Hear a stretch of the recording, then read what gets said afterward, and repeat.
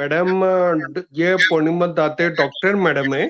उन्होंने doctor madam ने MSc योग विज्ञान एवं मानव चेतना में पीएचडी कर दिया है। शी इज अ डॉक्टर है, मतलब उन्होंने डॉक्टरेट कर दिया है। उसमें योग एवं रसाहार योग, योग एवं रसाहार योग नाम का सब्जेक्ट है, उसमें मैडम ने डॉक्टरेट कर दिया है। और आयुर्वेद एवं रसायन विषय पर उनके खुद के लिखे हुए और प्रकाशित किए हुए 6 किताबें हैं वैसे। और ये तो कम नहीं है, पर मैडम ने 7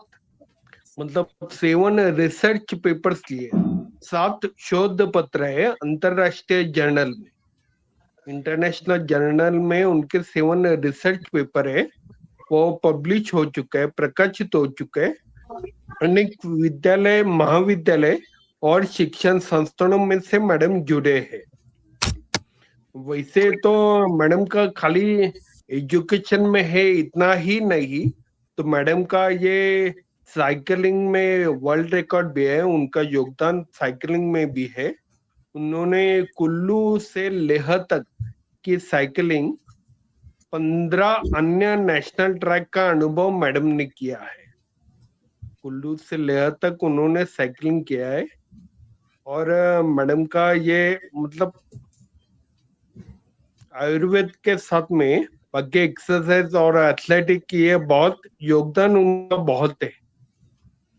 वर्तमान में करंट पीरियड में मैडम भोपाल में 6 रसायन केंद्रों का संचालन कर रहे हैं। She is the director in 6 रसायन केंद्र सेंटर्स, जिसमें लगभग 500 लोग प्रतिदिन ताजे जड़ी बूटियों के रस लेकर लाभान्वित होते हैं। रोज 500 लोग, बहुत बढ़िया। Cancer, liver cirrhosis, sickle cell anaemia, PCOD, मधुमेह, थायराइड जैसे अनेक रोगों में उत्कृष्ट परिणामदायक परामर्श है। उसका इफेक्ट बहुत है, उत्कृष्ट है, परिणाम बहुत अच्छा है। भोपाल शहर में अनेक लोगों को रोजगार मैडम ने जनरेट किया, लोगों को रोजगार दिया। भोपाल शहर में आसपास के ग्रामीण क्षेत्रों में जड़ी बूटी खेती की प्रक्रिया शुरू की, जड़ी बूटी की प्रक्रिया, खेती की प्रक्रिया, यानी हमारे इधर बोलते हैं उसको ऑर्गेनिक फार्मिंग, वो भी, और जड़ी बूटी का भी खेती की प्रक्रिया मैडम ने शुरू किया। रसायन के सर्टिफिकेट कोर्स वो का ऑनलाइन एवं ऑफलाइन संचालन मैडम ने किया है, जिसमें वर्तमान में अनेक विद्यार्थी रसायन कोर्स कर चुके हैं। यानी कि मैडम के कारण ये रसायन के क्षेत्र में अवेयरनेस आ गया, लोगों में इसकी जानकारी, मतलब लोगों के पास चली गई कि ये रसायन कितना इम्पोर्टेंट है, कितना महत्वपूर्ण है। आरोग्य भारती के जिले की उपाध्यक्ष है मैडम, वो फिलहाल उसका दायित्व चित्रकूट ग्रामोदय विश्वविद्यालय में बोर्ड के सदस्य है मैडम। तो चलो अभी मैडम के साथ हम मुलाकात चालू करेंगे। Welcome to our session. Hello. हाँ जी, आप सभी को मेरा नमस्कार। और आप सभी बहादुरी से जीवन संघर्ष करते हुए ये सारे काम भी कर लेते हो, इसलिए मैं आपको बहादुर बोल रही हूँ। ऑनलाइन मीटिंग ऑर्गेनाइज करना, तय करना, प्लानिंग करना, ये सारी चीजें इतने सकारात्मक आपके मन में अपनी लाइफ के साथ फाइट करते हुए आती हैं, ये मेरे लिए इंस्पायरिंग है। तो इसलिए मैं भी आप लोगों की इस बात के लिए आभारी हूँ कि आप जैसे बहादुर लोगों से मुझे बात करने का और मुझे कुछ आपको बताने का मौका भी मुझे मिल रहा है। तो अब जैसा आप प्रश्न पूछेंगे, मैं आपको जानकारियां देती जाऊंगी। धन्यवाद। धन्यवाद मैडम। धन्यवाद। मेरा जी सब पेशेंट को, सब मेंबर को एक आह्वान है कि उनका भी कोई सवाल होगा तो वो बीच में पूछ सकते हैं। They can.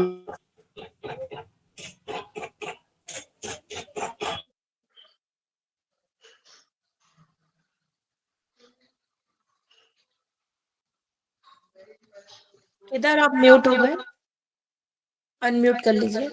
अरे हाँ, sorry sorry, I was on mute. Okay, sorry. कि मेरा सब पेशेंट मेंबर को आह्वान है कि उनको भी कोई सवाल रहेंगे तो दे कैन आस्क फ्रीली। वो बिना हिचकिचा के साथ सवाल पूछ सकते हैं। अभी ये पहला सवाल मैं ही पूछ लेता हूँ। I will start the conversation. Madam, मेरा सवाल ये है कि अभी हम अटेक्सिया पेशेंट को थोड़ा एसिडिटी ज्यादा लगता है। कभी कभार एसिडिटी के कारण कंसंट्रेशन नहीं होता है। रात में सोने में थोड़ी दिक्कत होती है। खाना खाने के बाद स्पेशली पानी पीने के बाद एसिडिटी का बहुत तकलीफ होता है। ये हमने पाए लगभग सभी पेशेंट में ऐसा ही प्रॉब्लम है। अच्छा, तो इसमें क्या हम कर सकते हैं, मतलब अरसार के अनुसार? ठीक है। सबसे पहली बात तो ये है कि जब एसिडिटी होती है, इसका मतलब ये है कि आपके एसिड जितने सीक्रेट हो रहे हैं उतना फूड आपके अंदर जा नहीं रहा है। और फूड तो एक्सेस में जा नहीं सकता, क्योंकि फिजिकल नहीं है तो फूड इनटेक कम ही होना चाहिए। अगर फूड इनटेक कम होना चाहिए तो एसिड भी कम सीक्रेट होना चाहिए। मैं ये सिस्टम आपको बता रही हूँ ताकि आपको इनर सेंस उसका आ जाए कि क्या हमें एसिडिटी क्यों हो रही है और तो हम क्या कर सकते हैं, इसलिए पहले ये बता रही हूँ। तो एसिड कम सीक्रेट हो, इसलिए 3-4 बातें मैं आपको बताती हूँ।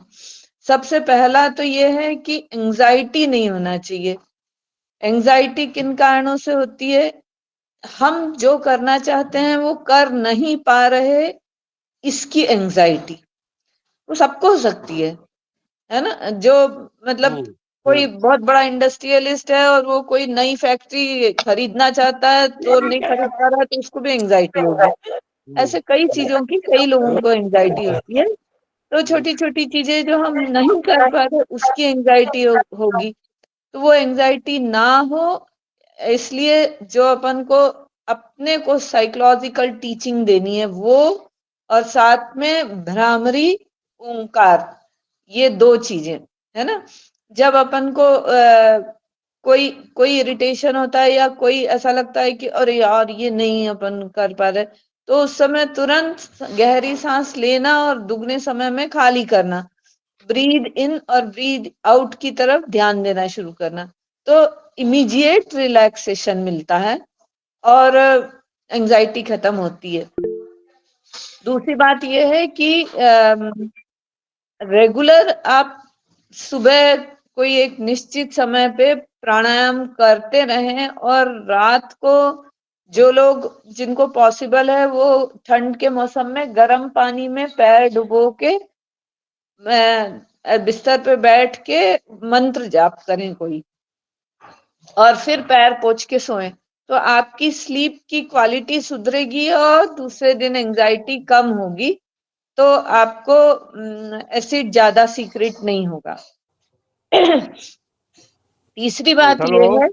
हाँ हेलो हाँ, आवाज आ हेलो रही है? हाँ हेलो, आवाज आ हाँ रही है? हाँ हाँ हाँ। मैं पटना बिहार से हूँ, कौशल किशोर जी नाम है। जी। कौशल जी, जी मेरी मैं क्या मेरी बोलता पत्नी का मेरी पत्नी का एक एक लेग में कमर से लेकर के पीछे की ओर तेज दर्द है, और साइटिका का उसका सिम्टम बताता है कि साइटिका है उन्हें। तो क्या हाँ, किया मैं जाए अपनी उन्हें? बात पूरे कर लेती हूँ, ये उसके पहले बाद। मैडम का पूरा होने दो, हाँ फिर बाद में हम ये कंटिन्यू करेंगे उनके साइटिका का। पेट से भी पर पहले संबंधित है, गैस का भी प्रॉब्लम रहता है, और मेन ये दर्द की कोई मैंने बहुत बड़े बड़े अस्पताल में इलाज कराया गया है उनका यार, बहुत सारे जगह डॉक्टर से संपर्क किया गया, कल भी डॉक्टर के यहाँ नंबर लगा हुआ है। तो मैंने कुछ समाधान बताइए कि उनका हेलो साइट का जो है। हेलो कौशल जी, नहीं नहीं मैडम के हम बात पूरी करने हेलो, दीजिए। मैडम वो चलिए बात पूरी मैडम करने की बात पूरी होने दो, फिर बाद में हम सब सवालों का जवाब देंगे। पहले मैडम की बात पूरी होने दो। तो हाँ हाँ, तो मैं कह रही थी कि जिनको पैर स्नान करते बनता है गर्म पानी से पैर स्नान, वो आपको मिक्सर की आवाज में मेरी आवाज आ रही कि डिस्टरबेंस आ रहा है? नहीं नहीं, आपका आवाज क्लियर आ रहा आवाज है। क्लियर आ रही, क्लियर। ठीक है। हाँ, ये तो उनको गरम पैर स्नान करना चाहिए, गरम पैर के साथ भ्रामरी ओंकार भी करना चाहिए। अब तीसरी बात यह है कि आपने बोला कि भोजन के बाद जब पानी पीते हैं तब एसिडिटी बढ़ जाती है। तो मेरा कहना यह है कि भोजन के आधे घंटे पहले तक आप घूंट घूंट करके पानी पी सकते हैं। उसके ओके, बाद, हाँ, भोजन के मान पहले। लीजिए, हाँ, समझिए इस बात को, 12 बजे अगर आपको भोजन करना है दोपहर को, तो आप 11:30 बजे तक घूंट घूंट करके पानी पी सकते हैं। फिर भोजन के पहले मूत्र त्याग हो जाना चाहिए अगर हो जरूरत पड़ती है तो। उसके उसके बाद आधे घंटे का बिना पानी पिए गैप, उसके बाद अगर भोजन करेंगे तो आपको भोजन के बाद की एसिडिटी जो पानी पीने के बाद की होती है वो नहीं होगी। अगर इससे भी ज्यादा आपको तकलीफ है एसिडिटी की, तो आप एक चंदन जो घिसते हैं ना अपन टीका लगाने के लिए, वो बिल्कुल प्योर चंदन की लकड़ी है ना, तो वो चंदन आप इतना घिसिए कि जितना टीका लगाने के लिए घिसा जाता है ना, उतना घिसिए। और उसके बाद वो जो चंदन है उसको पानी में मिला के रख लीजिए, वही पानी एक एक घूंट करके पीजिए, तो आपको एसिडिटी और ज्यादा अच्छे से ठीक होगी। अब ऐसे लोग जो जिनका वजन बहुत ज्यादा है, नॉर्मल से ज्यादा, है ना, नॉर्मल से ज्यादा जिनका वजन है, वो रेगुलर एलोवेरा जूस ले सकते हैं। एलोवेरा जूस बॉटल्ड नहीं होना चाहिए। एलोवेरा के पत्ते अगर पल्प ही निकाल के उसको ही निगल लिया और पानी पी लिया ऊपर से, तो भी एसिडिटी ठीक हो जाती है। लेकिन बॉटल्ड एलोवेरा से एसिडिटी ठीक नहीं होती। फिर चौथा एक उपाय ये है कि आपको जब ऐसा लगता है कि आजकल मेरे को एसिडिटी ज्यादा हो रही है, तो आप धान या ज्वार या राजगीरा, ये तीनों की लाई मिलती है, जैसे मतलब पॉपकॉर्न होता है ना, तो वो कॉर्न को पॉप करते हैं, वैसे ही अगर ज्वार को पॉप किया तो वो ज्वार की लाई होगी। ऐसे ही धान को पॉप किया तो वो धान की लाई होगी। तो है ना, हाँ, तो यस। क्या ऐसे मेरी ज्वार, समस्या को नहीं बताया हाँ, गया? ज्वार और धान की लाई आप वो ऐसी होती है जैसे ब्लॉटिंग पेपर होता है ना, जैसे ब्लॉटिंग पेपर स्याही को सोख लेता है, वैसे ही ज्वार और धान की लाई अपने अंदर सीक्रेट हुए एक्सेस एसिड को सोख लेती है, तो आपको इमीडिएटली एसिडिटी में आराम मिल जाएगा। लेकिन ऐसी स्थिति में जब आपको एसिडिटी ज्यादा होती है, तो आप कोई दूसरा अन्न खाने के बदले ज्वार या धान की लाई को ही पानी में भिगो के, और उसमें पानी क्या, चंदन शरबत का पानी ले लीजिए आप, है ना, मतलब चंदन शरबत का पानी, मतलब वैसे तो हम लोगों के यहाँ चंदन शरबत मिलता है, आपको पाउडर भी भेज सकते हैं हम, वो आपको केवल आधा चम्मच मिलाना है एक गिलास पानी में। लेकिन अगर आप चंदन घिस के बना लेते हैं तो वही पानी आप लाई में डालिए और वो लाई खा लीजिए। ये एक दूसरा उपाय है जिससे कि आपको एसिडिटी की प्रॉब्लम ठीक हो सकती है। तो ये चारों मेरी सम, उपाय, हाँ, मेरी लेकिन बहुत ओके समस्या, सारे लोगों को एलोवेरा रोज रोज नहीं लेना चाहिए, कभी लिया तो चलता है, 2-4 ओके, दिन में मतलब हाँ, एक बार, एलोवेरा 2-4 दिन में लेंगे तो भी चलेगा। हाँ, ओके। इन शॉर्ट, मैडम ने अभी नुस्खा बताया आपने को एसिडिटी के बारे में, कि एक पहला तो ओंकार साधना और भ्रामरी, प्रणाम अच्छा रहेगा एसिडिटी के लिए। दूसरा मैडम ने बताया कि खाने के बाद एसिडिटी बढ़ती है पैर तो स्नान, गरम पैर स्नान। हाँ, गरम पैर का स्नान भी मैडम ने बताया। गरम पैर स्नान मतलब रात को सोने से पहले हाँ, गरम अनुलोम पानी विलोम। में पैर डालकर रखेंगे, हम्म, बाद में वो बराबर अनुलोम विलोम। पोंछ के लेंगे। हाँ, अनुलोम विलोम ओंकार भ्रामरी करेंगे आधा घंटा, उसके बाद पैर बराबर पोंछ के सो जाएंगे। बराबर। तीसरा मैडम ने बताया कि ये खाना खाने के बाद जो एसिडिटी होता है उसके लिए खाना खाने से पहले थोड़ा थोड़ा पानी पिएंगे, फिर खाना खाना खाना होने के बाद में आधे घंटे बाद पानी पिएंगे। ये मैडम ने बताया, ये अच्छा नुस्खा है। और चौथा मैडम ने बताया कि राजगिरा, ज्वारी, चंदन शरबत, चंदन शरबत। चंदन शरबत का बताया, और लाही का भी बताया आपने, पॉपकॉर्न का। पांचवा पांचवा हाँ नुस्खा। बराबर, ये मैडम ने 5 नुस्खे अपने को बताए, तो अभी हम इसका अनुसरण करेंगे हम्म, और जल्द से अपने एसिडिटी के ऊपर ये करेंगे, कंट्रोल करेंगे। मैडम मेरा दूसरा सवाल ये है हम्म, कि अभी ये एटेक्सिया पेशेंट में हमने पाया, जिनको एटेक्सिया होता है हम्म, उनका सिम्टम्स ये है कि उनका चलते वक्त बैलेंस जाता है। हम्म, तो हमने देखा है कि उनमें वात और कफ प्रकृति ज्यादा दिखती है, हम्म, दिखाई जाता है। हम्म, उनके उनके शरीर में कफ का निर्मित बहुत जल्दी होती है, मतलब थोड़ा सो टेम्परेचर थोड़ा ही बदल गया तो कफ उत्पन्न जल्दी होता है।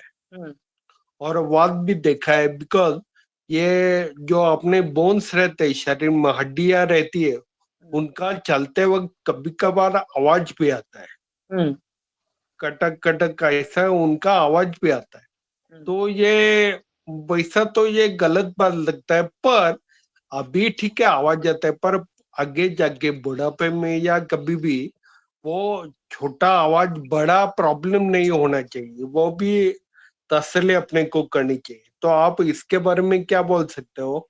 हम्म। देखिए, सबसे पहली बात तो कि चलने में दिक्कत होती, बैलेंसिंग की दिक्कत होती है। तो बैलेंसिंग की दिक्कत यदि होती है तो अपन को किस मतलब शरीर के जिस अंग की स्ट्रेचिंग पॉसिबल है उस अंग की स्ट्रेचिंग जरूर करनी चाहिए। मसल्स वीक होना और इनएक्टिव होना, ये अटेक्सिया की सबसे बड़ा मतलब वो हमला है। और हमको उसी हमले से बचने के लिए अपनी मसल्स को बचाना है। जब तक हम जितने लंबे समय तक अपनी मसल्स को बचा पाए उतने लंबे समय तक हम एटेक्सिया के प्रभावों से तो कम कम मतलब बचे रह सकते हैं। तो अपन को चाहे मतलब जैसे हाथ है आपका, मान लीजिए आपका ये हाथ सही है और हम्म। ये हाथ में प्रॉब्लम है, तो ये हाथ हम्म। अगर सही है तो इस हाथ की ऐसे लंबा स्ट्रेच कीजिए, फिर पीछे कीजिए, ऐसे लंबा स्ट्रेच कीजिए, फिर पीछे लंबा स्ट्रेच कीजिए, फिर दूसरी तरफ लंबा स्ट्रेच कीजिए। ये हाथ की प्रॉब्लम है। ऊपर लंबा स्ट्रेच कीजिए, ये हाथ की स्ट्रेचिंग है। ऐसे ही पैर की भी, जो पैर आपका एक्टिव है और आपके कंट्रोल में है उसकी स्ट्रेचिंग होती रहनी चाहिए, तो वो फिर आउट ऑफ कंट्रोल नहीं होगा। तो फिर गर्दन है, मान लो गर्दन की स्ट्रेचिंग करना है तो अपने को एक बिस्तर पे लेट के एक ऐसा पीछे अपने बनाना पड़ेगा जो अर्धचंद्राकार हो। हमारे यहाँ एक इंस्ट्रूमेंट है, उसको हम चंदा मामा ही कहते हैं क्योंकि वो अर्धचंद्राकार इंस्ट्रूमेंट है। उसके ऊपर हम तकिया रखते हैं और अ, हाथों को ऐसे पीछे करके ऐसे स्ट्रेचिंग करते हैं लेट के उसके ऊपर। तो वो लेट के स्ट्रेचिंग करने से गर्दन की स्ट्रेचिंग हो जाती है। यदि ऐसा नहीं भी हो पाता है तो भी आप बिस्तर के ऊपर कोई एक लोड रखिए और अपनी गर्दन को नीचे लटका दीजिए, तो आपके सिर के वजन से गर्दन की स्ट्रेचिंग हो जाएगी अपने आप, है ना। तो ये इतना देर। डॉक्टर, मेरे को एक हेलो, पूछना है। मैं मेरे सवाल भी थे। हाँ, हेलो, हाँ मेरे हाँ सवाल थे बोलिए। साइटिका का। मेरी पत्नी को हाँ उम्र 50 के करीब उम्र है, और बैक साइड से लेकर के पीछे तक साइटिका का एक लक्षण बता रहा है। मैंने क्या किया जाए उनको? हाँ ये अटेक्सिया के पूरे काम पहले पूरी बातचीत हो जाए अपनी, है ना। ये बराबर है। साइटिका विषय दूसरा है, अटेक्सिया के हाँ, विषय पे अपन बातचीत कर रहे हैं अभी। क्या अटेक्सिया होता की है? पूरी बातें एक बार हो बराबर है जाए। विषय। Hello madam. बराबर है, विषय अलग का हो जाता है, तो हम एक काम करेंगे। मैडम का पर्सनल कांटेक्ट नंबर या ईमेल आईडी हम बाद में आपको शेयर करेंगे। हाँ यानी कि आप साइटिका होगा या कोई अलग सा रोग होगा, इलाज उसके बारे में, इलाज के बारे में आप मैडम से बात कर सकते हैं, मशवरा हाँ। कर सकते हैं। देखिए ऐसा अभी है हम कि हाँ ऐसा है कि कोई भी पेशेंट जो भोपाल से बाहर रहते हैं उनके लिए एक ऑनलाइन कंसल्टेंसी की सुविधा है। तो मैं उसका लिंक भेज दूंगी, उस पे फॉर्म भर के सबमिट करना पड़ता है। उसके बाद मैं प्रिस्क्रिप्शन बना के भेज देती हूँ, उसमें कायदे से हर चीज बताई जाती है। तो पेशेंट टू पेशेंट वेरी होती हैं हर चीजें, तो वो मैं बता दूंगी। तो आप लोग भी अपनी अपनी कंसल्टेंसी अलग से भी ले सकते हैं। आपके कोई रिश्तेदार परिचित उनकी बीमारियां हैं तो उसके हिसाब से भी मैं कंसल्टेंसी दे सकती हूँ। सब कुछ कर सकते हैं। तो आपके मतलब केवल आपका वो निजी समस्याओं का समाधान हो जाएगा उसमें। तो वो अदर देन अटेक्सिया हुआ तो भी चलेगा, अटेक्सिया है तो भी चलेगा, है ना। तो हाँ, अब डॉक्टर अटेक्सिया का कोई दूसरा ना क्वेश्चन हो। हाँ, कि जैसे स्वाति मैडम आप हम कुछ बोल रहे पेशेंट थे। लोग है ना, हाँ ये स्ट्रेचिंग, पैरों की स्ट्रेचिंग करना थोड़ा मुश्किल जाता है हमारे लिए। तो हाँ कोई पैरों और फिजियोथेरेपिस्ट वगैरह करवाए तो चलेगा उससे? हाँ हाँ बिल्कुल चलेगा, हम्म। है ना। फिजियोथेरेपिस्ट को हम्म, बोलिए आप कि वो आपके पैर को वो पंजे और एड़ी और पंजे से पकड़ के वो खींचे, हाँ। है ना, खींचे और पैर अच्छा। ऊपर की तरफ थोड़ा सा रब करे, खींचे और रब करे, हाँ। खींचे और रब करे, ये हाँ ये वो करे फिजियोथेरेपी के दौरान। तो आपकी अच्छा। मसल हाँ का डिजनरेशन नहीं होगा, ओके। है ना। और मसल्स का डिजनरेशन रोकने के लिए कुछ औषधियां भी रहती हैं, वो चूर्ण रूप में हम पहुंचा सकते हैं। और वो आप रेगुलर लेते रहने से वो डिजनरेशन कम से कम होगा, ऐसा हो जाता है। जैसे कि अब मसल्स तो सारी ही हैं, तो कोई पाचन तंत्र की मसल होती है तो पाचन नहीं होता, कोई स्टूल पास करने की मसल्स होती तो स्टूल पास नहीं होता, यूरिन पास करने वाली जगहों पे मसल्स रहती तो यूरिन पे कंट्रोल खत्म हो जाता है। ऐसी कुछ चीजें भी होती है ना, तो वो चीजें भी रोकी जा सकती हैं कुछ समय के लिए या काफी लंबे समय के लिए, यदि वो लेते रहें तो। जैसे कि आंवला है, आंवला, गिलोय, अश्वगंधा, शतावर, फिर भृंगराज, ये सारी ऐसी चीजें हैं जो कि डिजनरेशन को रोकने वाली हैं। तो ये सारी चीजें, इनका नियमित सेवन सुबह रस के रूप में ऐसे कर सकते हैं कि इन सब के चूर्ण आप मंगा लें, उनको रात को पानी में भिगोएं और सुबह वो पानी पी लें, चाहे गुनगुना पिए चाहे ठंडा पिए मौसम के अनुसार। तो मैं फिर से दोहरा देती हूँ, आंवला, गिलोय, अश्वगंधा, शतावर, भृंगराज, ये 5 चीजें ऐसी हैं। सबको मिक्स करके? हाँ सबको मिक्स करके, सबको एक एक चम्मच मिक्स करके 2 ग्लास पानी में रख दें रात को और सुबह वो पानी पी लें। अच्छा। तो हाँ, तो आपका मसल्स का डिजनरेशन रुक जाता है। तो जो भी बीमारी अपन उसको धकेल सकते हैं आगे, हम्म। है ना। हाँ। ठीक है, तो स्वस्ति मैडम को आपने अच्छा इलाज बताया। ये सवाल तो जायज है, बिकॉज ये मसल का प्रॉब्लम तो आता ही है अटेक्सिया पेशेंट में। वो पर देखेंगे, अभी ये नुस्खा हम करेंगे, फॉलो करेंगे। मैडम अगला सवाल मुझे ये मिला कि अभी ये अटेक्सिया मतलब अपने दिमाग में, ब्रेन में अपना हार्मोनल इम्बेलेंस भी हो जाता है। मतलब जो हार्मोन्स रहते हैं उनका भी जनरेशन का इम्बेलेंस हो जाता है। तो कुछ लोगों को, मतलब कुछ लोगों को थायराइड का प्रॉब्लम होता है, लेडीज को थायराइड होता है, उनका वेट बढ़ता है, या उनको गायनेक प्रॉब्लम भी होता है, यानी कि पीसीओडी वगैरह वगैरह। और इनका मतलब क्या होता है, वजन बढ़ने से ना और भी चलने को तकलीफ होता है। क्या होता है, थायराइड की वजह से वजन बढ़ता है, और वजन बढ़ने के बाद में चलने को तकलीफ होता है। और जैसे ही मैंने पहले आपको बताया कि आपने हड्डियों का बारीक बारीक एक वात प्रकृति होने के कारण थोड़ा आवाज तो आता ही है, पर आगे जाके उसका ये वजन भी बढ़ गया तो हड्डियों को मतलब वो मैनेज होना चाहिए, वो संभलना जाना चाहिए। तो इसके लिए थायराइड के लिए आप क्या नुस्खा दे सकते हो? तो देखिए, क्या इलाज बोल इसमें सकते इस हैं? प्रश्न में दो प्रश्न हैं। पहली बात तो जो आवाज आती है कट कट की, तो जिनकी हड्डियों में, जॉइंट में कट कट की आवाज आती है, उन लोगों को नियम से सौंठ लेना चाहिए। और सौंठ भी जैसे हम लोग सौंठ बनाते हैं, तो वो अदरक को 12 घंटे दूध में भिगो के और फिर उसको किस के सुखाते हैं, उसको कहते हैं सत्वा सौंठ। तो वो सत्वा सौंठ होनी चाहिए और उसको बराबरी से घी मिलाते हैं, और लगभग 4 या 5 गुना ऋतु अनुसार गुड़ या बूरा शक्कर मिलाते हैं।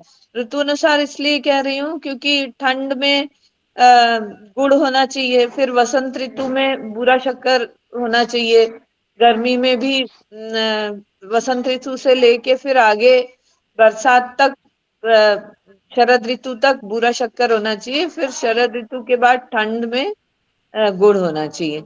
तो ये ऋतु अनुसार सूचनाएं तो मैं डालती ही रहती हूँ, तो आप लोगों में से कोई जो स्वस्ति तो जुड़ी है शायद उस ग्रुप में, या स्वस्ति की आई, तो ऋतु अनुसार सूचना में कब गुड़ खाना कब नहीं खाना ये पता चल ही जाएगा। जब गुड़ नहीं खाना तो बूरा शक्कर लेना, और और घी और डायबिटीज हो सौंठ तो? बराबरी से होना चाहिए, और बूरा शक्कर या गुड़ 4 गुना होना चाहिए। तो ये रोज भोजन के बाद की आपकी स्वीट डिश है। ये खाने से कट कट की आवाज नहीं होती, लेकिन ये कट कट की आवाज या वात बढ़ना बरसात और ठंड में, जैसे ठंड का अभी जो मौसम चल रहा है उसमें थोड़ी नमी भी ज्यादा है, तो ऐसे नमी वाले मौसम में वात की प्रॉब्लम बढ़ जाती है। तो ऐसे मौसम में कुछ एक्स्ट्रा अरेंजमेंट अपन को करने पड़ते हैं। तो और भी वातनाशक चीजें हैं, जैसे कि पहला तो है अरंडी का तेल। तो रोज 1 चम्मच अरंडी का तेल गुनगुने पानी के साथ निगल लो रात के खाने के 1 घंटे बाद। तो वो भी शरद ऋतु और गर्मी में अरंडी का तेल नहीं ले सकते, बाकी 8 महीने ले सकते हैं, लेकिन वर्षा ऋतु और शीत ऋतु में बहुत जरूरी है अरंडी का तेल। तो उससे आपकी कट कट की आवाज आना बंद हो जाएगा, इसकी, क्योंकि वो आपके शरीर में जो अम्लवात है उसको डाइजेस्ट करके शरीर से बाहर निकालता है।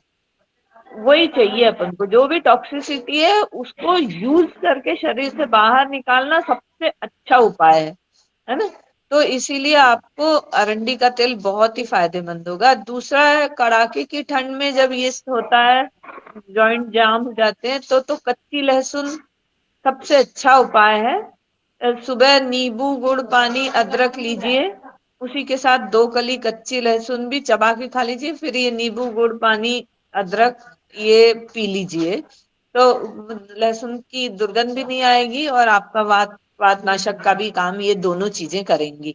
अदरक बहुत अच्छा रहता है वातनाशक के लिए, लेकिन अदरक भी शरद और ग्रीष्म ऋतु में नहीं ले सकते, इसलिए सत्वा सौंठ 12 महीने ले सकते हैं। तो ये कुछ वातनाशक चीजें हैं। उसके अलावा अश्वगंधा, शतावर, गिलोय, आंवला, ये सब भी वातनाशक होते हैं। तो ये जो 5 चीजें मैंने आपको बताई, वो भी रेगुलर लेते रहने से ये आवाजें आना भी बंद होगा, वातनाशक भी होंगी वो। अब दूसरा आपका जो क्वेश्चन का भाग है वो हाइपोथायराइड है ना। हाइपोथायराइड किन कारणों से होता है पहले समझ लीजिए। सबसे पहला कारण सुबह देर से उठना, दूसरा कारण दिन में सोना, तीसरा कारण रात को देर से सोना, और चौथा कारण देर दोपहर और देर रात भोजन। तो आप में से जो लोग ऐसा करते होंगे, उनको मान लीजिए ऐसा होता है ना कि 9 बजे नाश्ता कर लिया, फिर अब फिजिकल एक्टिविटी कुछ है नहीं तो 2 बजे तक भूख ही नहीं लगती, तो कोई 2 बजे खा रहा है, कोई 3 बजे खा रहा है, फिर 2-3 बजे खाना होता है तो रात का खाना भी 9 बजे हो रहा है, 10 बजे हो रहा है, फिर 9-10 बजे खाना होता है तो सोना भी 11 बजे हो रहा है, 12 बजे हो रहा है। तो आप राइट। ये करिए कि अपनी जो पूरे दिन का टाइम टेबल है उसको 3 घंटे प्रीपोन कर लीजिए, है ना। मतलब सुबह सूरज उगने से पहले उठिए 7 बजे, अगर सूरज उगता है तो आप 6 बजे उठिए। तो अगर आप 9 बजे 8 बजे उठ रहे हैं और 6 बजे उठ गए तो आपका 3 घंटे प्रीपोन हो गया। आप 8 बजे उठते हैं तो आप 5 बजे उठिए, 3 घंटे प्रीपोन हो गया। हम्म। 5 बजे आप उठ जाएंगे तो नेचुरली आपको 10 बजे भूख लगी जाएगी। उससे पहले जो हम्म। अगर भूख लगती है आपको, तो आप ये जो मैंने आपको आंवला, भृंगराज, गिलोय ये सब का पानी कहा है, ये पानी हम्म। पीजिए हम्म। और उसके बाद फल खा लीजिए। अगर आप फल खाएंगे तो आपको भूख 10-11 बजे लग जाएगी, 12 बजे लग जाएगी, ठंड में देर से लगेगी।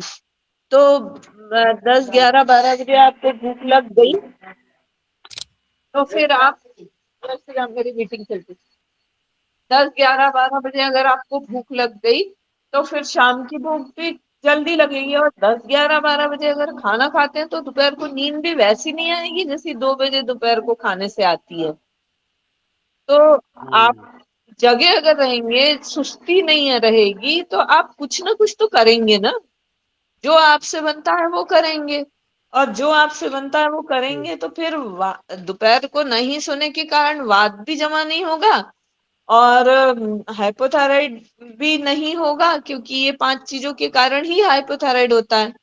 और आपकी मेंटल एक्टिविटी भी बढ़ जाएगी, डलनेस नहीं रहेगी तो फिर रात को आपको जल्दी नींद आएगी। तो गर्म पैर स्नान करके आप सो जाएंगे तो बेहतरीन नींद रात को आएगी, सुबह फिर फ्रेश उठेंगे, आप उठना ही चाहेंगे फिर जल्दी। ये साइकिल अपने आप चेंज हो जाएगी। तो आपको अपना बायोलॉजिकल क्लॉक को फोर्सफुली चेंज करना हम्म। हम्म। है ना। हम्म। मतलब इन शॉर्ट आपका कहना ये है कि लाइफस्टाइल में थोड़ा बदलाव करेंगे। बहुत सुबह जरूरी। जल्द, हाँ हाँ, सुबह हाँ, मैं जल्दी उठेंगे, करेंगे, काम करेंगे। बिल्कुल। और ये क्या होता है, ये सब लाइफस्टाइल का वो करना पड़ता है। हम्म। बराबर है आपका कहना। पर ये जमता नहीं आजकल हमारे जैसे नौजवानों को, मतलब ये जमता नहीं, पर करना चाहिए। ये देखिए, करना चाहिए, करना हाँ, बहुत जरूरी है। जो सामान्य लोग होते हैं वो तो कुछ भी करते हैं, उनको कुछ नहीं होता है 40 की एज तक, और फिर उनकी समस्याएं शुरू होती है, इसलिए 40 की एज तक वो लोग बेफिक्र रहते हैं। लेकिन बराबर। जिसको कुछ हो गया है उसको वो हम्म। चीज ना बढ़े, इसलिए जब जागे तब सवेरा। आज पता चला, आज से ही शुरू कर दीजिए ये। अपन को बराबर। करना कुछ नहीं है, सब शुरुआत बस यही करनी है कि नाश्ता बंद कर देना है। हम्म। नाश्ता बंद करते ही आपका रूटीन प्रीपोन होने लगेगा, क्योंकि भूख जल्दी लग जाएगी दोपहर को। दोपहर हम्म। को भूख लगेगी तो आपको दिन में सुस्ती नहीं आएगी। दिन में सोएंगे नहीं तो रात को जल्दी भूख लगेगी। जल्दी भूख लगेगी तो फिर खाना भी जल्दी हो जाएगा तो सो भी जल्दी जाएंगे, सुबह जल्दी उठने लगेंगे। बराबर। तो सारा कुछ नाश्ता बंद करके हासिल किया जा सकता है। बराबर। वैसे तो हमने सुना है कि हमारे जो पूर्वज थे, पहले के लोग थे, हाँ उनका खाना बहुत जल्दी होता था। हाँ, सुबह 10 बजे 9 बजे ही खाना हो जाता था। खाना हो जाता था, दो ही और टाइम ये खाना खाते थे। सूरज ढलने के पहले खाना खा लेते थे। बराबर है। लाइटें थी नहीं तो लाइट बंद होते ही सो जाते थे। वो बराबर। अपन नहीं कर पाते अभी, इसीलिए अपन, बराबर। अपने पास ऑप्शन है, अपने पास ऑप्शन है तो अपन कुछ भी करते हैं। बराबर है। बराबर है। नहीं, अभी ये भी नुस्खा हम फॉलो करेंगे, आपने अच्छा बताया। हम्म। मैडम, मेरा अगला एक सवाल है हम्म। कि अभी एडिक्सिया पेशेंट का मुझे बहुत मैसेजेस मिले ये हम्म। प्रोग्राम के पहले, हम्म। कि क्या होता है, वो साइकिलिंग या कोई भी एक्सरसाइज उनका होगा, वो हम्म। एक्सरसाइज करते, हम्म पर एक आध 2 दिन एक्सरसाइज नहीं हुआ, कसरत नहीं हुई, हम्म। तो शरीर में वो हाथ पैर बहुत दुखने लगते। अच्छा, हाँ, वो फिजिकल इनएक्टिविटी की वजह से हाथ पैर दुखते हैं। हाँ, पर एक आध 2 दिन के आ, मतलब 1-2 दिन का ब्रेक हो गया तभी भी बहुत दुखते, मतलब हम्म, इनको ये सहना बहुत मुश्किल होता है। हाँ। कभी कभार तो हमने देखा है कि उनको चलने में भी तकलीफ होती है, हम्म। तो तकलीफ बढ़ जाती है। हाँ, देखिए, यदि ऐसा किसी को होता है तो हम्म, उन लोगों को अमृत धारा लगानी चाहिए रात में, जब दर्द ज्यादा होता है तब, हम्म, है ना। लेकिन अमृत धारा भी लगाना सॉल्यूशन नहीं है। ये दर्द नहीं होना चाहिए, इसका उपाय तो फिजिकल एक्टिविटी ही है। तो यदि अगर मतलब मान लो फिजियोथेरेपी नहीं होती है, तो हम्म, अपने मन से या किसी से मालिश अगर करवा लें तो भी दर्द नहीं होता। जिस दिन मान लीजिए हम्म, फिजियोथेरेपी नहीं हुई, उस दिन मालिश घर के परिवार के भी कोई लोग मालिश करके दे सकते हैं, या खुद भी ओके, अपनी मालिश जहां हो सकती वहां कर हम्म, सकते हैं। मान हम्म, लीजिए हाथ एक्टिव है तो पैरों की हम्म, मालिश कर लें। तो हम्म, ऐसा, हाँ, ऐसा किया जा सकता है। ओके। ये नुस्खा आपने बड़ा अच्छा बताया हम्म, कि एक्सरसाइज नहीं हुआ तो कम से कम हम मालिश तो रोज कर सकते हैं। बिल्कुल, हाँ, तो बराबर, दर्द नहीं होगा। हाँ। बराबर। मेरा अगला सवाल जो है, हम्म, मैं बोलता हूँ मेरा सवाल है, पर ये सब सवाल मुझे व्हाट्सएप के तहत मिले हैं। हाँ। तो सवाल ये है कि अभी कुछ पेशेंट ये मेडिटेशन भी करते हैं, हम्म तो उनका कहना होता है कि मेडिटेशन यानी ध्यान धारणा करते वक्त हम्म हमारा मन हमारे सांसों पे नहीं लगता, मतलब जो ब्रीदिंग होता है, हम्म ब्रीदिंग पे हमारे कंसंट्रेशन नहीं होता। हम्म तो हम्म। कंसंट्रेशन, वो ध्यान लगने के लिए क्या करना चाहिए, कुछ बता सकते हो आप? हाँ, देखिए, ये आपका सवाल नहीं है, ये हाँ, सारी दुनिया का सवाल है। किसी को भी शुरुआत में तो कंसंट्रेशन होता ही नहीं है ना। हम्म, हम्म, एक, मैं आपको बताती हूँ, एक एक क्या है, एक योग प्रैक्टिस है, उसको कहते हैं प्राणिक एनर्जाइजेशन प्रैक्टिस। ओके, प्राणिक एनर्जाइजेशन प्रैक्टिस का मतलब है प्राण शक्ति को बढ़ाने वाली। जैसे हम्म, मैंने अभी स्वस्ति ने बताए हुए जो क्वेश्चन मतलब पॉइंट्स थे, उसमें एक था कि अ, हमारे शरीर में एनर्जी लेवल कम हो जाता है, तो हम्म, हम उसको कैसे इम्प्रूव करें या इम्यूनिटी कैसे इम्प्रूव करें। तो हम्म, ये दोनों सवालों का उत्तर है प्राणिक एनर्जाइजेशन टेक्निक। तो इसमें क्या होता है कि मैं आप स्वस्ति को भेज भी दूंगी वो पूरी प्रैक्टिस, लेकिन मोटा मोटा आपको बता दूं। शवासन में लेट के ऐसा करते हैं कि पहले आकार, पैरों से नाभि तक ध्यान देते हुए आकार, नाभि से गले तक ध्यान देते हुए ऊ का उच्चारण, फिर नाभि से मस्तक तक ध्यान देते हुए म का उच्चारण, फिर पैरों से सिर तक ध्यान देते हुए आ ऊ मा। ये मतलब 4 राउंड 5 राउंड ये करते हैं। उसके बाद गायत्री मंत्र 5 राउंड करते हैं। उसके बाद महामृत्युंजय मंत्र 5 राउंड करते हैं। ये सब शवासन में आंखें बंद करके करते हैं। ये एक मोटा मोटा मैंने आपको बता दिया प्राणिक एनर्जाइजेशन का। तो ये अगर आप करने लगेंगे ना, तो फिर आपका ध्यान क्या होता है, अपना मन चंचल होता है ना, तो अपन ऐसे कंसंट्रेट करने की कोशिश करें बिना किसी षड्यंत्र के, तो वो नहीं हो पाएगा।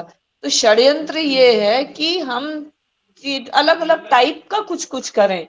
तो जैसे अकार उकार मकार कर लिया, फिर हमको मालूम है कि अकार उकार मकार अभी करना है, तो अपन इस पे ध्यान दें। फिर हमको मालूम है कि अभी अपन को 5 बार गायत्री मंत्र करना है, तो अपन 5 बार। तो ये चेंज जो हो के जो होता है ना, उसमें अपन कंसंट्रेट कर पाते हैं। और वो कंसंट्रेट करने के साथ साथ चेंजेस भी, मतलब फिर अपन को नींद भी नहीं लगती, अपना ध्यान भी रहता है कि अपन क्या कर, इसके बाद ये करना है, इसके बाद ये करना है, एक टास्क भी रहता है। तो उस टास्क के अंतर्गत ये सारी चीजें आधे घंटे तक चलती रहती हैं। और उन आधे घंटे तक अपना ध्यान किसी दुनिया की किसी दूसरी चीज की तरफ नहीं रहता, क्योंकि अपने सामने टास्क है कि अपन को पहले अकार उकार मकार करना है, फिर अपन को 5 गायत्री मंत्र करना है, फिर अपन को 5 महामृत्युंजय मंत्र करना है। तो ये करने से एंजाइटी भी दूर होती है, ये करने से इम्यूनिटी भी बढ़ती है, ये करने से आपको कंसंट्रेट भी करने की प्रैक्टिस बढ़ जाती है, ये करने से रिलैक्सेशन भी होता है, और ये करने से दोपहर को नींद भी नहीं आती। तो जब आपको ऐसा लगे कि दोपहर को हमको नींद आ रही है लेकिन हमें सोना नहीं है, तो आप ये वाली प्रैक्टिस कर लो। तो ये बहुत मतलब एक तरह से हर कई चीजों की एक साथ उपाय ये प्राणिक एनर्जाइजेशन टेक्निक होता है। तो ये करके आप लोगों को बहुत फायदा मिल सकता है, कंसंट्रेशन भी बढ़ सकता है। ओके, मतलब ये टेक्निक का ठीक है, आप स्वस्ति मैडम को आप भेजेंगे इसके बारे में? हाँ, इसको मैं भेज दूंगी, है ना। ठीक है, चलेगा। हम स्वस्ति मैडम से हम पेशेंट उनसे बातचीत करके वो देखेंगे मैं मतलब भेज क्या दूंगी, कैसा होता है। हाँ मैडम, क्या बोले आप स्वस्ति मैडम?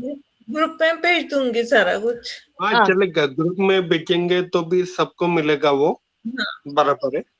मैडम मेरा अगला सवाल है कि अभी कुछ पेशेंट लोगों को मतलब जिनका अटैक से का प्रॉब्लम जाता है, उनको उच्चारण करने में बोलने में बहुत तकलीफ होती है, हम्म, स्पीच में उनको प्रॉब्लम आता है, हम्म, उनका स्पीच ऐसा स्लो होता है, स्लर्ड होता है। मेरा हम्म, मुझे भी वही सेम प्रॉब्लम है।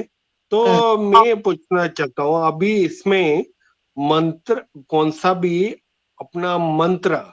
मंत्र सुनेंगे तो क्या दिमाग में मंत्र का वेव्स पढ़ के एनर्जी जाके कुछ फायदा हो सकता है क्या?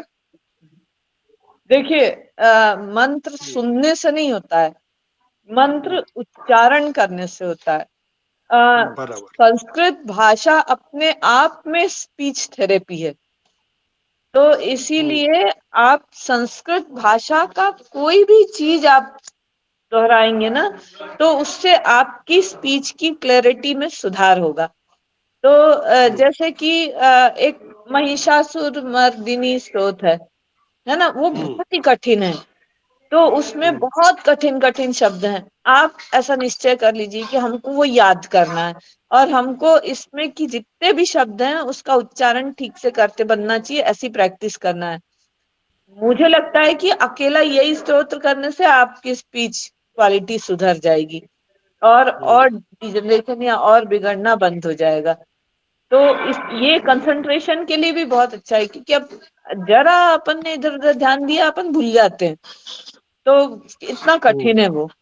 तो बाकी कोई भी, भगवत गीता इतनी बड़ी है 900 श्लोकों की, और भी संस्कृत के कितने सारे, राम रक्षा है, गणपति अथर्वशीर्ष है। तो ऐसे हम्म। जितने भी स्तोत्र हैं, अपन को लगातार उसको दोहराते रहना चाहिए, उससे वही स्पीच थेरेपी है।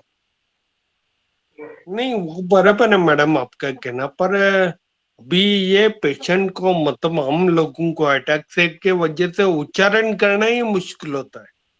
हाँ, तो जो उच्चारण सामान्य लोग कर पाते हैं हम्म, उनसे कम आपको उच्चारण करते बनता है। हम्म, लेकिन हम्म, जो आप कर नहीं सकते, या आपका जो बिगड़ता जा रहा है, वो बिगड़ने से रुक सकता है ये उच्चारण करने के प्रयास करके।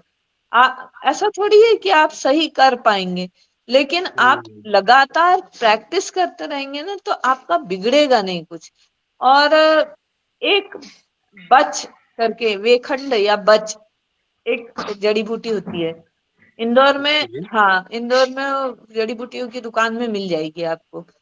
वो बिल्कुल 1/4 चम्मच शहद में लेके और उसको चाटते रहने से भी स्पीच की क्वालिटी ठीक रहती है। ओके, शहद में लेने का है वो, हाँ, हाँ, शहद में, हनी में। हाँ, पतंजलि में भी ठीक है। शायद बच मिल जाएगा, बच पाउडर। हाँ लेकिन बराबर है। ये डायबिटीज पेशेंट कैसे लें उसको फिर? डायबिटीज पेशेंट 1 चम्मच शहद लेने से कुछ नहीं होता। शायद ले हाँ, सकते हैं क्या? हाँ, ले सकते हैं, हाँ। अच्छा, शहद, मैं क्या बोलता हूँ मैडम, शहद लेने से डायबिटीज को कोई खतरा होता है? मुझे लगता है नहीं, शहद आयुर्वेदिक है, उसके वजह से कुछ नहीं होगा। नहीं, शहद कफनाशक होता है। देखिए, किसी भी खाद्य पदार्थ की दो क्वालिटी होती है, एक वैल्यू होती है, एक मेडिसिनल वैल्यू और एक फूड वैल्यू। तो फूड वैल्यू के हिसाब से तो शहद मीठा है और कार्बोहाइड्रेट है, लेकिन मेडिसिनल वैल्यू के हिसाब से शहद कफनाशक है। तो इसीलिए शहद लेने से लोग दुबले होते हैं, और जो कफ के कारण जनरेट हुई डायबिटीज है वो शहद लेने से ठीक होती। तो इसीलिए मधु माराय करके संस्कृत में कहावत है, गिलोय को शहद के साथ लो तो मधु मारणीय होता है वो, मतलब डायबिटीज को खत्म करने वाला। वाह वाह, बहुत बढ़िया, बहुत बढ़िया। बराबर है, आपने स्पीच के बारे में बताया, मंत्र का उच्चारण का बताया आपने, ये बहुत सही नुस्खा है। मैं आपको कहना चाहता हूँ, मैं खुद जर्मन लैंग्वेज सीख रहा हूँ, तो हाँ जर्मन लैंग्वेज में जो उच्चारण जो रहता है ना, हाँ। वो उच्चारण करने में हमें बहुत तकलीफ होता है। अच्छा। जर्मन का ग्रामर जो है, मतलब व्याकरण जो है, वो अपने संस्कृत की तरह ही है। हम्म। जो बोलते हैं ना, सबसे पुरानी भाषा संस्कृत में है, हाँ उसके बाद में ये सब भाषा है। तो हाँ। वो प्रोनाउंसिएशन में प्रॉब्लम होता है, पर ठीक है, आपने बराबर कहा, मंत्र का उच्चारण करना चाहिए। का क्वेश्चन पिनाकिन पूछ रहे थे, पिनाकिन आपका सवाल है कोई? मेरा पिनाकिन, मेरा क्वेश्चन है, हाँ अभी बोलो। आपने डायबिटीज का नुस्खा दिया था, शायद और क्या गिलोय, आपने क्या बोला? गिलोय, गिलोय शहद के साथ लेना। ओके, ठीक है, थैंक यू। ठीक, चलिए, तो अब समाप्त नमस्कार कर सकते पूर्णिमा हैं। मैडम। हाँ। मैं रिसर्च करता रहता हूँ। हम्म। मेरी आवाज आपको आ रही है?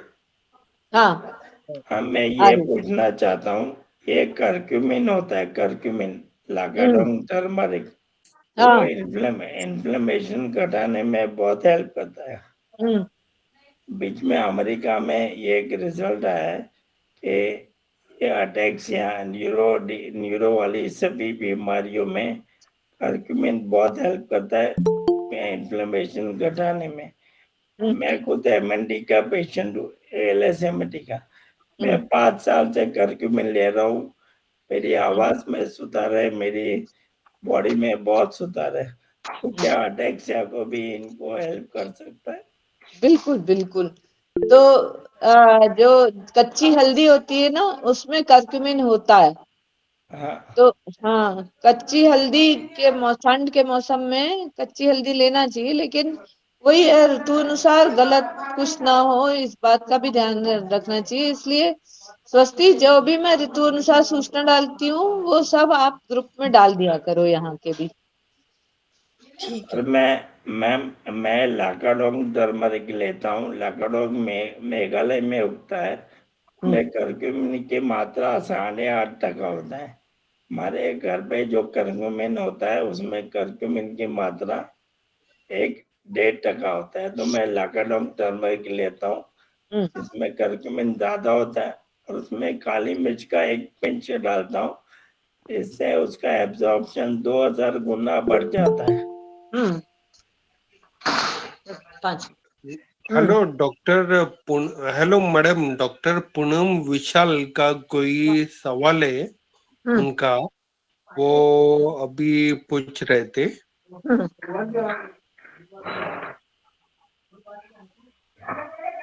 हाँ, बोलिए। मैडम, कुछ क्वेश्चंस आए थे, हम्म। जैसे कि लेडीज का जो मेनोपॉजल एज चल रहा है, हम्म। तो जो ब्लोट होता है, स्टमक फूल जाता है, कभी कभी कोई ड्रेस उनको अच्छा नहीं आता है, हाँ कभी पेट इतना फूल जाता है कि 2-3 सेंटीमीटर तक आगे बढ़ जाता है, हाँ हाँ। तो कोई होम रेमेडी हो सकता है क्या? दो दो चीजें हैं उसमें, बता देती हूँ मैं। एक तो हम पाचक चटनी बनाते हैं, वो पाचक चटनी 1/4 चम्मच रोज पानी के आधा कप पानी में घोल के खाने के 1 घंटे बाद लेना चाहिए। दूसरा है, बाई करवट लेट के ब्रीथ इन और डबल टाइम में ब्रीथ आउट करते ही गैस पास होती है, तो इमीडिएट उपाय तो यही है कि आप जब भी ब्लोटिंग होने लगे तो आप बाईं करवट लेट जाइए और ब्रीद इन और डबल टाइम में ब्रीद आउट कर लीजिए। जब इससे नहीं होता तो पाचक चटनी से हो सकता है। ये चटनी कहाँ अवेलेबल होगी मैडम? ये मैं भेज सकती हूँ, पाचक चटनी मिल जाती है, मतलब ऑनलाइन भी। मैं वेबसाइट का भी लिंक स्वस्ति भेज देगी आपको। वेबसाइट पे ये सब चीजें मिल जाती, जो मैंने, आंवला, भृंगराज, अश्वगंधा, ये वो सब, पाचक चटनी सब मिल जाएगा। और मैडम एक क्वेश्चन और है एक पेशेंट का, कि हम्म यूरिक एसिड लेवल जैसे बढ़ जाता है हम्म तो घर में हम कोई होम रेमेडी से उसको कंट्रोल कर सकते हैं क्या? हाँ, वो अभी मैंने बताया था ना, एसिड का सबसे पहला क्वेश्चन वही था, तो चंदन शरबत बताया था। वो चंदन शरबत भी आपको मतलब उससे वेबसाइट पे मिल जाएगा, और चंदन घिस के भी पानी में मिला के पी सकते हैं। ठीक है मैम, थैंक यू। ठीक, चलिए। तो मेरे अब मैं मेरे ख्याल अनुमति चाहूंगी। मेरे ख्याल से सभी सवालों के जवाब मिल गए हैं अभी। I think there is no question any pending. कोई भी सवाल पेंडिंग नहीं है लग रहा है, मतलब बाकी नहीं है। मैडम ने बहुत अच्छी तरह से उनका जवाब दिया, कुछ नुस्खे दिए अपने को, कुछ इलाज दिए। अभी मैं कल से फॉलो करना स्टार्ट करने वाला हूँ ओंकार और भ्रामरी, जो मैडम ने सबसे पहले बताया था, वो तो अभी स्टार्ट करने वाला हूँ। मैडम बहुत बहुत शुक्रिया, आपने हमें टाइम दिया और आपका मार्गदर्शन दिया, गाइडेंस दिया। बहुत आभार है आपका। और एक हेलो। जाने से पहले मैं, हाँ ये just one more question, last question. Ma'am, हाँ ये ये जो आखिर का। आपने नुस्खे बताए हैं, वो 5 साल के बेटा है मेरा, उसको एक्चुअली अटैक किया है, तो क्या मैं वो उसको यूज कर सकती हूँ? जब जी। बिल्कुल। ओके ओके हाँ ओके, मात्रा थोड़ी कम करनी है हाँ, बस। मात्रा। जी जी, thank you thank you. Okay, अभी हो गया मैडम। मैं आपको बोलना चाहता हूँ कि आप आपके किताबों के नाम जरा स्वास्थ्य मैडम को बताएंगे तो मुझे, एक्चुअली मैं महाराष्ट्र में रहता हूँ, मुंबई में हम्म रहता हूँ, हम्म तो आपकी किताबें मुझे खरीदने में आसानी रहेगी, इसके लिए मैं बोला कि ठीक आपके है। नाम बताएंगे किताबों के तो अच्छा रहेगा। ठीक है, चलो बहुत बहुत शुक्रिया। मैं अभी ये कार्यक्रम समाप्त होने का मैं जारी करता हूँ। Thank you madam, thank you, thank you. Thanks madam for. आपका सबको बहुत नमस्कार। बहुत धन्यवाद मैडम। थैंक यू डॉक्टर धन्यवाद। पूर्णिमा, हमने बहुत अच्छे से सब कुछ बताया। चलो मैडम, मैडम लेफ्ट हो गए मीटिंग से। हाँ, हाँ केदार जी, बराबर है। केदार मैंने जी, आज है ना, मैंने लिंक बनाई केदार थी जी, जो एक्चुअली हाँ हाँ, केदार जी, पिनाकिन बोलो। वो लिंक मेरी चल रही थी। मैडम ने जो भी बताया आप ग्रुप में डाल दीजिए तो सभी को फायदा हो जाएगा। चलेगा, बिल्कुल मैं बिल्कुल। ग्रुप में वो डाल देता हूँ।